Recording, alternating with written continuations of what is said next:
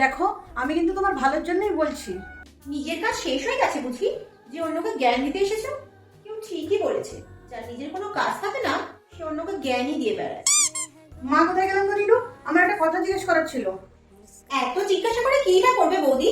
সেই তো ভুলভাল কাজই করবে। আরে কোথায় যাচ্ছ, শুনে যাও। বোকা মেয়ে।